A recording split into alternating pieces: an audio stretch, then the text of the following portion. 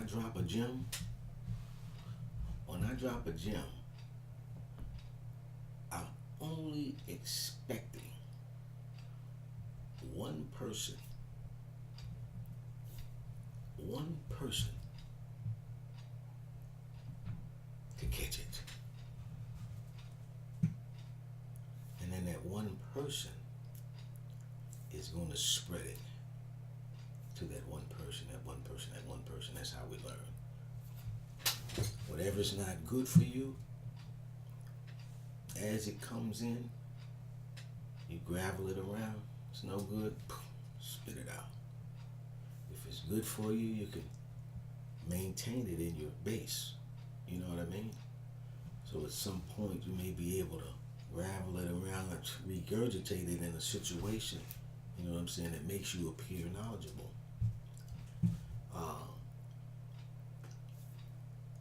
Here I talk about the subject of racism. And I talk about that because that's something that we're dealing with in America every day. That's the basis of America, whether we like it or not. And I hear people so often call black people racist. And I often think, what would they be talking about in terms of black racism? Racism, in terms of my, I guess I would say empirical experience, racism has to deal with power. In other words, it's synchronized with power. It's coupled with power that I've seen in America. So, if you want to get into the university and you the sixth nigga in line, you don't get in. They straight up told you it's based on race. The government, for instance, has sanctioned it and said, well, you only have to put a certain percentage based on their population and the overall population, or whatever, right? So you don't get in based on race. That's racism, right? Now, let's just say that that's fair. We think that that's fair, right? It's still racism. Because power was able to be exercised over you based on race. You say, oh no, it wasn't. What's the bottom line? You didn't get into the university that's predominantly white that you wanted to get into. So that's control. If somebody disallows something and you want to do it, that's rejection, right? That would be racism. Because what is the bottom line? You didn't get in based on your race. It's racism. Let's say we go to the bank. They're redlining, right? Not that they would do that, but let's just say, right? And so let's just say they're not redlining, but the same thing with the institution of higher education. They got a quota, for instance, right? You the sixth nigga in line. Boom, you didn't get chosen. And that's okay. We deem that as fair or whatever in the society, whatever. You didn't get chosen, and it's based on race, right? So that's racism. Based on your race, where you were otherwise qualified even, you didn't get selected. And I'm not even saying that that's bad. I'm just saying what is. But that is racism.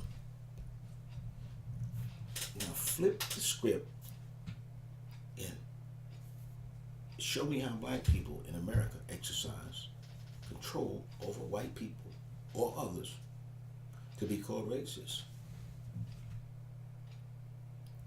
Now, in order for racism to be effective, you have to be able to exert some kind of control. You have to be able to synchronize power with your race. Right? Now, what institutions of higher learning are white people applying to where black people can exercise racism? What bank?